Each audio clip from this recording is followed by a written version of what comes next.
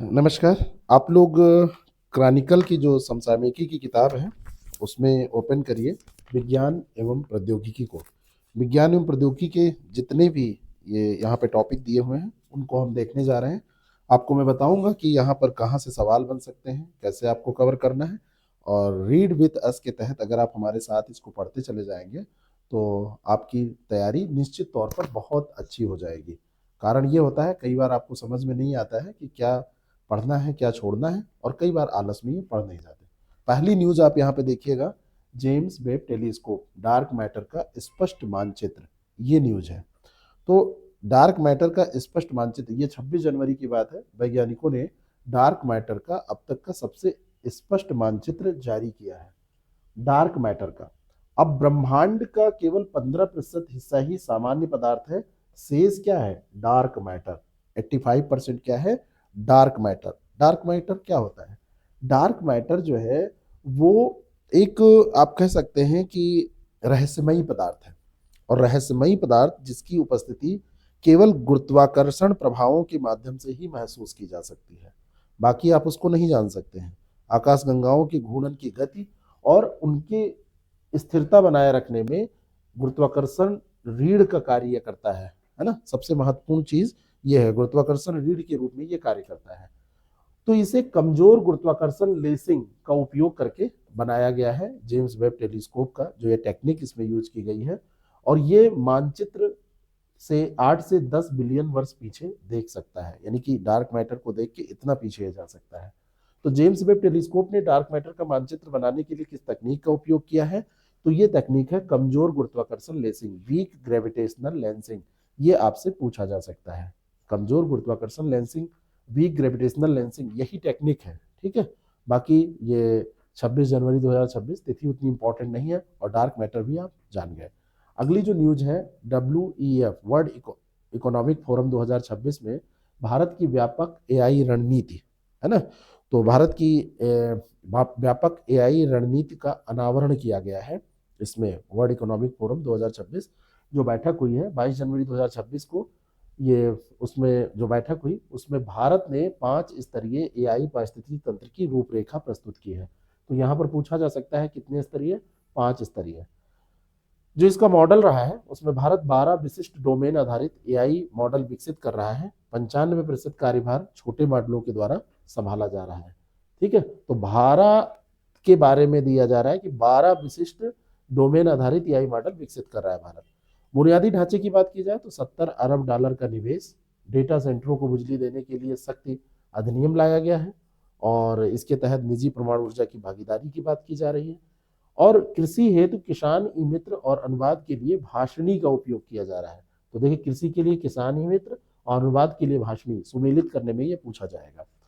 28 nm से 90 nm range के स्वदेशी चिप निर्माण से ईवीएस, यानी जो ईवीज हैं, ईवीज और रेलवे में आत्मनिर्भरता का लक्ष्य है। तो जो ईवी इलेक्ट्रॉनिक व्हीकल है उसमें हम आत्मनिर्भर होने की बात कर रहे हैं। ठीक है, तो ये वैश्विक जो निर्भरता है, ये जो चिप हम बना रहे हैं इससे हमारी वैश्विक निर्भरता कम हो जाएगी। अभी चाइना पे हम डिपेंडेंट हैं, अभी हम अमेरिका पे डिपेंडेंट हैं, तो इसको कम करना है। प्रश्न पूछा जा सकता है कि भारत की एआई रणनीति के तहत डेटा सेंटरों को बिजली देने के लिए किस अधिनियम का उपयोग किया गया है? तो यहाँ पर है ये शक्ति अधिनियम। एक अधिनियम है शक्ति अधिनियम। डेटा सेंटर को बिजली चाहिए ना, बड़ी मात्रा में, ह्यूज अमाउंट में चाहिए, तो ये किया गया। भारत का पहला निजी पृथ्वी अवलोकन उपग्रह समूह, भारत का पहला निजी पृथ्वी अवलोकन अर्थ को ऑब्जर्व करने का जो उपग्रह समूह है। 21 जनवरी 2026 को पिक्सेल ने इन स्पेस के साथ समझौता किया। पिक्सेल ने क्या किया है? पिक्सेल, इसके नेतृत्व वाला एक कंसोर्टियम है, उसने इन स्पेस के साथ भारत का पहला निजी पृथ्वी अवलोकन उपग्रह समूह कॉन्स्टलेशन संचालित करने के लिए क्या किया है? समझौता किया है। और ये जो परियोजना है 1200 करोड़ रुपए के निवेश के साथ 5 वर्षों में 12 उपग्रहों का समूह तैयार करेगा। कितने उपग्रहों का? 12 उपग्रहों का। ये अंडरलाइन कीजिए, 12 इसमें सैटेलाइट होंगे। और हाइपर स्पेक्ट्रल इमेजिंग और सिंथेटिक अपार्चर राडार सेंसर का उपयोग किया गया है। तो SAR और हाइपर स्पेक्ट्रल इमेजिंग, ठीक है, इसका उपयोग किया गया है। तो सिंथेटिक अपार्चर राडार और हाइपर स्पेक्ट्रल इमेजिंग दोनों को याद रखिएगा। हाइपर स्पेक्ट्रल इमेजिंग ये केवल फोटो नहीं है, बल्कि वस्तुओं के रासायनिक और भौतिक गुणों की पहचान भी ये करने में सक्षम है। और कृषि फसल निगरानी, आपदा प्रबंधन और खनिज अन्वेषण, आपसे अनुप्रयोग पूछा जा सकता है, एप्लीकेशन क्या होगा, तो इसको ध्यान रखिएगा, इसके लिए सटीक डेटा देता है। तो भारत का पहला निजी पृथ्वी अवलोकन उपग्रह समूह किस कंपनी के द्वारा संचालित किया जाएगा, तो ये किसके द्वारा, पिक्सल के द्वारा संचालित किया जाएगा, ये आप ध्यान रखेंगे। पदार्थ की नई अवस्था, ठोस तरल हाइब्रिड। कैसी अवस्था है, ठोस तरल हाइब्रिड। तो एक नई नैनो स्केल अवस्था पर पदार्थ की एक नई अवस्था खोजा है वैज्ञानिकों ने, ठोस तरल का ये हाइब्रिड है, यानी कि ये मिक्स्ड है, मिश्रण है। और एक एकल धातु नैनोकण एक साथ ठोस जैसे और तरल जैसे परमाणु व्यवहार प्रदर्शित कर सकता है, ऐसे प्रकृति की इसमें बात की गई है। और ये नैनोकण सामान्य हिमांक यानी कि जो फ्रीजिंग पॉइंट है उससे बहुत नीचे के तापमान पर भी तरल बने रहने की क्षमता रखता है, यानी कि ये ऐसा कण है जो हिमांक फ्रीजिंग पॉइंट से बहुत नीचे तापमान पर भी तरल बने रहने की क्षमता रखता है। अंडरलाइन कीजिएगा। तकनीक यह है, अवलोकन के लिए ये तकनीक जो प्रयोग की गई है, HRTA high resolution transmission electron microscopy का उपयोग किया गया, ये टेक्निक है। और ये हाइड्रोजन वाहनों और पेट्रोकेमिकल में उत्प्रेरकों यानी कैटालिस्ट की सक्रिया में जो बदलाव है वो ला सकता है। अब पदार्थ की नई जो ठोस तरल हाइब्रिड अवस्था है, अवलोकन किस तकनीक पर आधारित है, तो आप कहेंगे HRT high resolution transmission electron microscopy, HRT technique most important है, ये ध्यान रखना है। गिलेन बैरे सिंड्रोम मोस्ट इंपॉर्टेंट है, मोस्ट इंपॉर्टेंट ये क्वेश्चन है। 18 जनवरी 2026 को मध्य प्रदेश के नीमच जिले में इसके 18 मामले पाए गए। कहाँ पे, नीमच में। 2026 की बात है, जनवरी की। ये एक दुर्लभ ऑटो इम्यून न्यूरोलॉजिकल विकार है, ऑटो इम्यून न्यूरोलॉजिकल विकार है, यानी कि एक ऐसी स्थिति जिसमें शरीर की जो रक्षा प्रणाली है, इम्यून सिस्टम है, वो स्वस्थ कोशिकाओं और ऊतकों को गलती से बाहरी आक्रमणकारी मानकर क्या करती है, नष्ट कर देती है, उन पर हमला करने लगती है। तो 80 से अधिक विभिन्न प्रकार की इसमें प्रकार हैं इसके जो शामिल हैं, जिसमें रूमेटॉइड है, आर्थराइटिस है, हाशिमोटो थायराइड्स है, ये सारी चीज़ें हैं, डायबिटीज है। तो अंदर अपने आप ही मतलब मारने का सिस्टम डेवलप हो जाता है। तो माइलिन को नुकसान पहुंचाते हैं, ये तंत्रिकाओं की परत माइलिन को नुकसान पहुंचाती है, इससे मांसपेशियों में कमजोरी आ जाती है और धीरे धीरे क्या होता है, लकवा हो जाता है। अक्सर वायरल या जीवाणु संक्रमण जैसे कैंपी बोलोबैक्टर के बाद ये विकसित होता है। किसके बाद विकसित होता है ये, जीवाणु संक्रमण या वायरल दोनों हो सकता है, वायरस और बैक्टीरिया दोनों से। तो आपसे पूछा जा सकता है कि इसके लिए जिम्मेदार क्या है, तो दोनों जिम्मेदार हैं। प्लाज्मा एक्सचेंज या इंट्रावेनस इम्यूनोग्लोबिन थेरेपी के द्वारा इसको सही किया जा सकता है। तो गिलेन बैरे सिंड्रोम शरीर के किस हिस्से को मुख्य रूप से नुकसान पहुंचाता है, ये सवाल पूछा जा सकता है।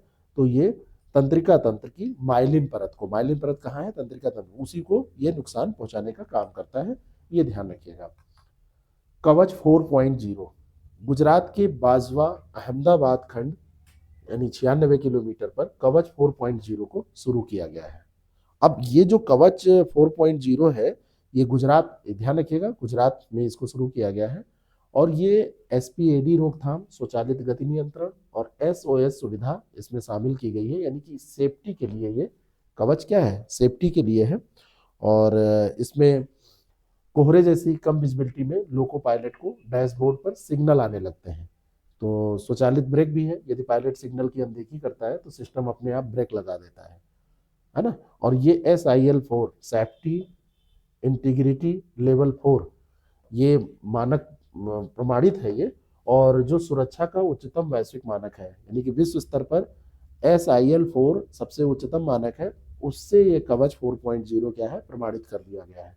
तो कवच 4 को किस सुरक्षा मानक के तहत प्रमाणित किया गया है, तो SIL4 यानी कि सेफ्टी इंटीग्रिटी लेवल जो 4 है, तो वहां तक ये प्रमाणित है।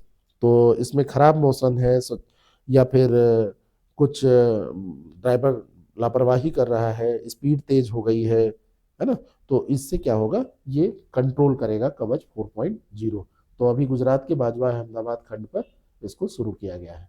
भारत की पहली हाइड्रोजन ट्रेन का ट्रायल रन, कौन सी ट्रेन, हाइड्रोजन ट्रेन, तो देश की ये पहली हाइड्रोजन ट्रेन का ट्रायल रन हुआ है, मोस्ट इंपॉर्टेंट है। इंपॉर्टेंट ये है कि जींद सोनीपत खंड, ये 90 किलोमीटर पे ये ट्रायल किया गया है। 2400 किलोवाट क्षमता वाली ये दुनिया की सबसे लंबी और शक्तिशाली ब्रॉडगेज हाइड्रोजन ट्रेन है। अभी इससे बड़ी और इससे शक्तिशाली पूरी दुनिया में कहीं नहीं है।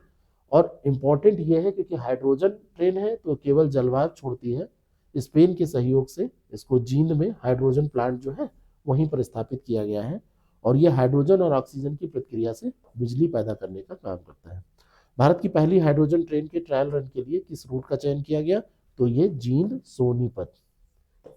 सोनीपत रूट का क्या किया गया है, ये चयन किया गया, उसी पर इसको किया गया है।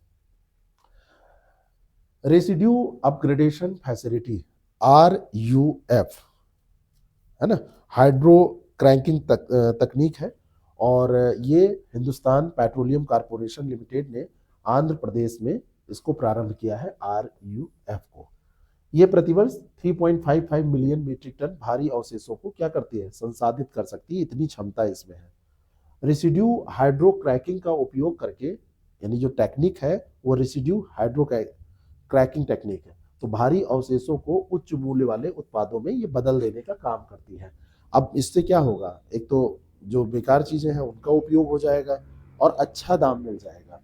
इससे डीजल, ATF, LPG और नेफ्ता जैसे स्वच्छ उत्पादों का उत्पादन होता है। ये इसके उत्पाद हैं जो इससे मिलते हैं, और ये कम सल्फर सामग्री वाले स्वच्छ ईंधन का उत्पादन भी करती है। तो HPCL के द्वारा शुरू की गई रेसिड्यू अपग्रेडेशन फैसिलिटी किस राज्य में है? तो ये आंध्र प्रदेश में है। कहाँ पर शुरू की गई है? आंध्र प्रदेश में। इसको अंडरलाइन कर लीजिएगा, इंपॉर्टेंट है। पापो काते पेटल ज्वालामुखी की पहली 3D छवियां। अब आपसे पूछा जाएगा कि ये जो पापो कातिल ज्वालामुखी है ये कहाँ से रिलेटेड है? तो ये मैक्सिको के वैज्ञानिकों ने इस ज्वालामुखी का पहला 3D क्रॉस सेक्शन इमेजिंग तैयार किया है, और वैज्ञानिकों ने 18 किलोमीटर की गहराई तक मैग्मा जलाशयों का मानचित्रण किया है। और ये जो टेक्निक यूज की गई है वो सेस्मिक टोमोग्राफी इसको बोलते हैं, जो पृथ्वी की CT स्कैन की तरह काम करती है। जैसे हम लोगों का CT स्कैन होता है ना, ठीक उसी तरीके से ये भी CT स्कैन की तरह काम करती है। और इसके 100 किलोमीटर के दायरे में लगभग 2.5 करोड़ लोग रहते हैं। और पापो काते पेटल जो ज्वालामुखी है ये इतना जोखिम वाला है, और ये 1994 से निरंतर अभी एक्टिव मोड में है, अभी क्या है, सक्रिय मोड में है।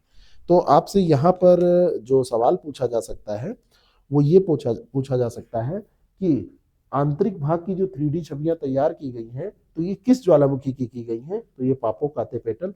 दूसरा, कहाँ के वैज्ञानिक? मैक्सिको के वैज्ञानिकों ने ऐसा किया है। कहाँ से रिलेटेड है? मैक्सिको से रिलेटेड है। डस्ट इको मेमेंट इसरो का पहला धूल डिटेक्टर। डस्ट जो एक्सपेरिमेंट इसको करिए, ये एक्सपेरिमेंट डेक्स जो है डस्ट एक्सपेरिमेंट, ये गलत लिखा हुआ है, ऐसा कोई शब्द नहीं है। डस्ट एक्सपेरिमेंट, कभी कभी गलती हो जाती है, एक्सपेरिमेंट। तो ये इसरो का पहला धूल डिटेक्टर है। क्या करेगा? ये धूल को डिटेक्ट करने का काम करेगा। तो डस्ट एक्सपेरिमेंट, डेक्स का ये फुल फॉर्म है। और 5 जनवरी 2026 को डस्ट एक्सपेरिमेंट ने ये सफलता हासिल की है, और ये स्वदेशी है। सबसे बड़ी बात है ये स्वदेशी है। पृथ्वी के निकट अंतरिक्ष में अंतर्ग्रहीय धूल कणों की इसने पहचान की है। ये डस्ट, ये वाली धूल नहीं, थोड़ी सी वैज्ञानिक दृष्टि से बात करिए तो ये अंतरिक्ष में अंतर्ग्रहीय धूल की बात ये कर रहा है। PSLV C58 के POEM प्लेटफॉर्म पर इसको तैनात किया गया था। फिजिकल रिसर्च जो लेबोरेटरी है ये कहाँ पर है? अहमदाबाद। ये सवाल आपसे पूछा जाता है, ये इसरो की है, तो उसने इसको विकसित किया है। और ये धूल कण धूमकेतुओं, क्षुद्र ग्रहों से निकलते हैं और सौरमंडल की मौलिक सामग्री ले जाते हैं। तो आप देख सकते हैं इसमें रिसर्च एंड डेवलपमेंट में ये फायदा होगा कि कणों के बारे में पता चलेगा, है ना, अन्य जो इसके प्रभाव हैं उनके बारे में पता चलेगा। तो जो डस्ट एक्सपेरिमेंटेड है, यानी कि डेक्स, जो DEX की बात हो रही है, एक्सपेरिमेंट इसको आप करिएगा। यहाँ पे बार बार ये एक्सपेरिमेंटेड लिख दे रहा है, लेकिन ये एक्सपेरिमेंट है। इसको इसरो के किस प्लेटफॉर्म पर तैनात किया गया? तो ये पोएम पर तैनात किया गया है। किस पे? PSLV C8 के पोएम प्लेटफॉर्म पर तैनात किया गया, POEM। अब इससे ज़्यादा आपसे और कठिन सवाल नहीं पूछा जाएगा, ये ध्यान रखिएगा। अगला जो है ध्रुव एनजी हेलीकॉप्टर और प्रलय मिसाइल, ये अगली न्यूज है, तो यही अंतिम न्यूज भी है इसकी। तो ध्रुव एनजी हेलीकॉप्टर और प्रलय मिसाइल का अभी सफल परीक्षण किया गया है। तो भारत ने रक्षा और नागरिक उड्डयन में दो उपलब्धियां भी हासिल की हैं। एक ध्रुव एनजी, ये एचएएल के द्वारा विकसित एएलएच ध्रुव का नागरिक संस्करण है, जिसमें उन्नत एवियोनिक्स शामिल है ना, एवियोनिक्स शामिल है।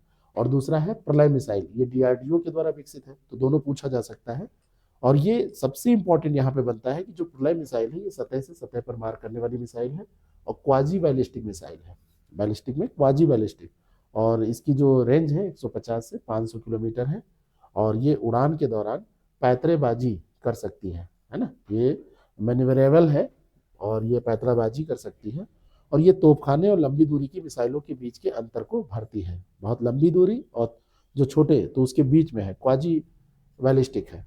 तो प्रलय मिसाइल की मारक क्षमता आपसे पूछी जा रही है, तो 150 से क्या है 500 किलोमीटर।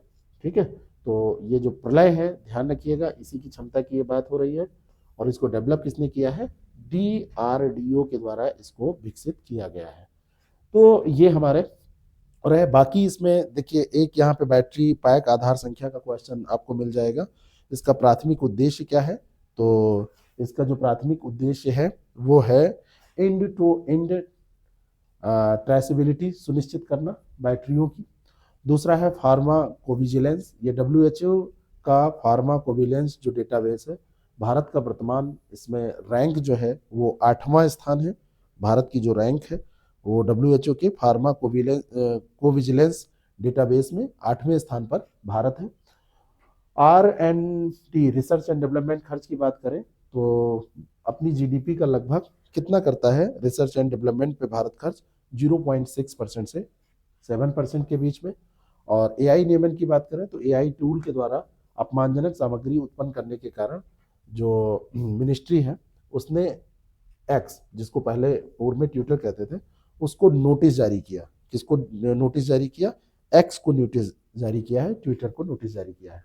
और एक दिया है टेरावेव, जेफ बेजोस की कंपनी ब्लू ओरिजिन के द्वारा प्रस्तावित संचार नेटवर्क में कुल 5408 उपग्रह हैं। तो ब्लू ओरिजिन के द्वारा संचार नेटवर्क टेराबेस में कुल कितने उपग्रह हैं? तो इसमें जो टोटल उपग्रह हैं उनकी संख्या है 5408, 5408 उपग्रह। ये वहां पे जो क्वेश्चन थे। तो ब्लू ओरिजिन के प्रस्तावित टेराबेस नेटवर्क में उपग्रह कितने हैं? 5408। बाकी ये सब क्वेश्चन ही है, आप इनको पढ़ सकते हैं। तो ये जो हमने अभी डिस्कशन किया, ये साइंस एंड टेक्नोलॉजी का डिस्कशन था, इसको आपने पढ़ा। आगे के ऐसे और वीडियो जो इसमें दिए गए हैं उनको भी आप ऐसे मार्च की जो क्रॉनिकल है उससे तैयार करिए, और रिवीजन के लिए भी आपको आसानी होगी। Thank you so much.